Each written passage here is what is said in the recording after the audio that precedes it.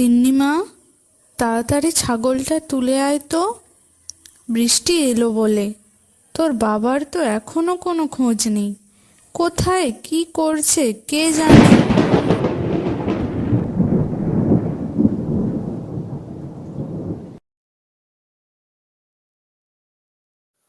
মা, বৃষ্টি এলে তো তুমি রান্না করতে পারবে না।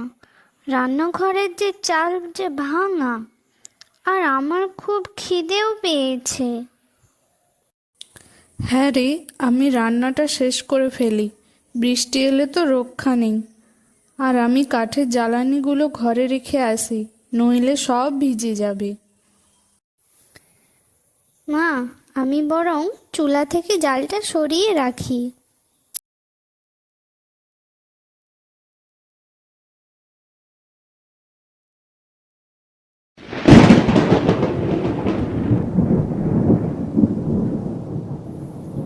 এই যা, ঝড় শুরু হয়ে গেল তো। মা, উনুন তো নিভে যাচ্ছে।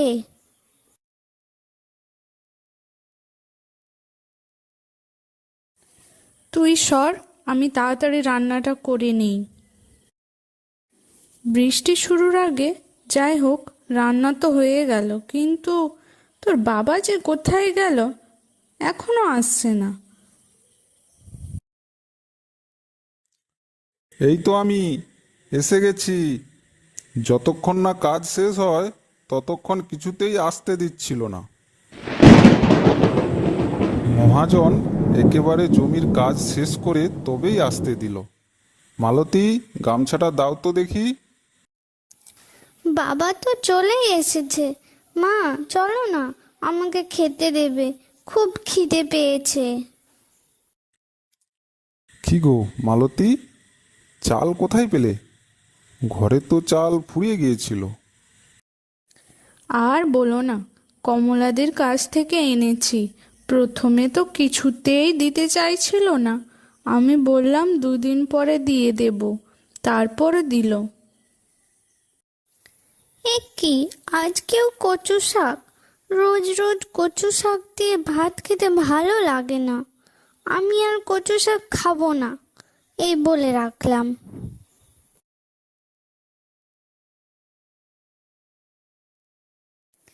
বাবা, তুমি কালকে চিংড়ি মাছ নিয়ে এসো না। কালকে আমাদের বাড়িতে চিংড়ি মাছের বিরিয়ানি রান্না হবে। কি, চিংড়ি মাছের বিরিয়ানি? আমি তো এর আগে মাংসের বিরিয়ানি হয় শুনেছি, কিন্তু চিংড়ি মাছের বিরিয়ানি হয় বলে জানতাম না তো। হ্যাঁ বাবা, পাশের বাড়িতে আমার যে বন্ধু আছে, ওর মা করেছিল কিছুদিন আগে। আমাকে খেলা করার সময় বলেছিল। আচ্ছা মা, অনেক রাত হয়েছে, তুই এখন খেয়ে নে, কালকে নিয়ে আসবো। ঠিক আছে, খাচ্ছি, কিন্তু কাল চিংড়ি মাছ নিয়ে আসবে বলে রাখলাম।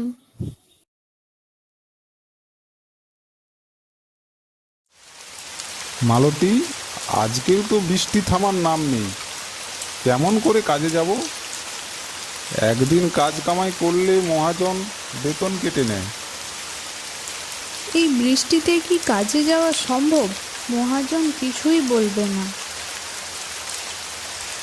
না মালতী, মেয়েটা আমার আবদার করেছে চিংড়ির বিরিয়ানি খাবে, তুমি কাস্তেটা এনে দাও।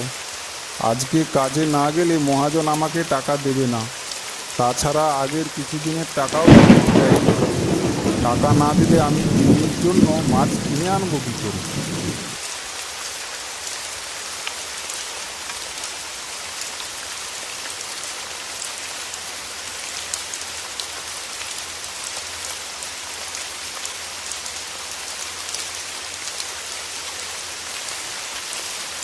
ঠিক আছে, সাবধানে যাও।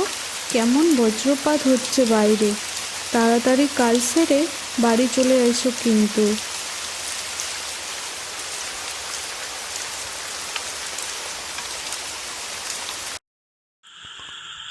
আজ গরুগুলোকে মাঠ থেকে খাইয়ে আনবি, আর জমির আল কেটে রাখবি, নইলে এই বৃষ্টিতে সব জমির আল ডুবে যাবে।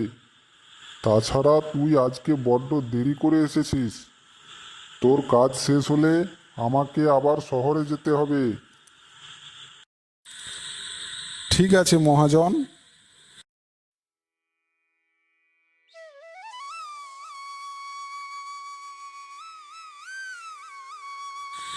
মহাজন, সব কাজ শেষ।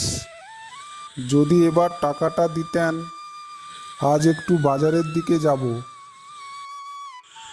সব সময় শুধু টাকা টাকা।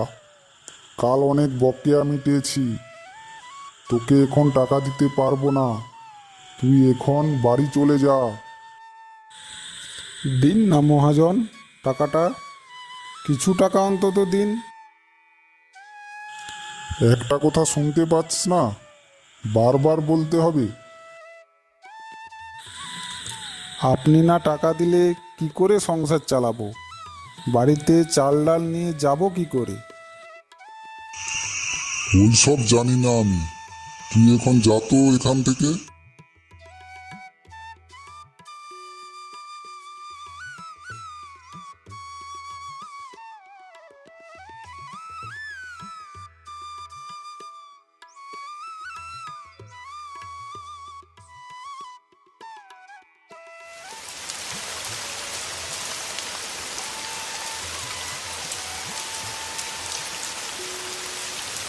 বাবা বাবা, তুমি চিংড়ি মাছ এনেছো?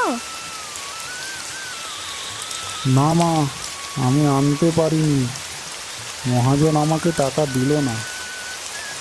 এই তিন্নি, তুই এত জেদ করিস না তো। মা, আমি তো কখনো জেদ করি না, একবারই তো বলেছি। আমি যে খুব আশায় বসেছিলাম বাবা মাছ নিয়ে আসবে। আহা, মালতী মেয়েটাকে বকো না। সত্যিই তো, ও তো কোনোদিন জেদ করে না। আর সব তো আমার কপালের দোষ। তোমাদেরকে ঠিকমতো দুবেলা খাবার খাওয়াতে পারি না।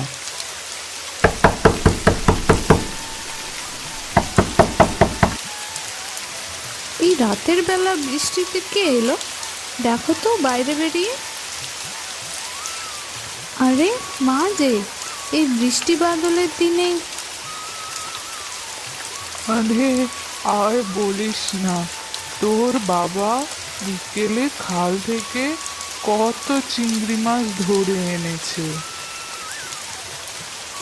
আর বলেছে মালতী খুব চিংড়ি মাছ খেতে ভালোবাসে, ওকে দিয়ে এসো।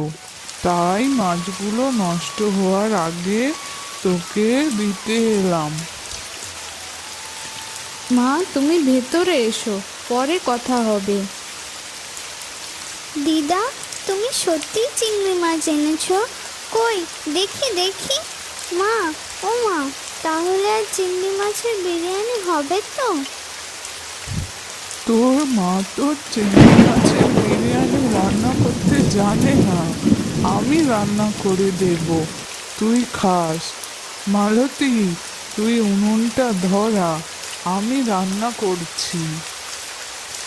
বাইরে বৃষ্টি হচ্ছে আর রাতের বেলায় চিংড়ি মাছের বিরিয়ানি খাওয়ার মজাই আলাদা।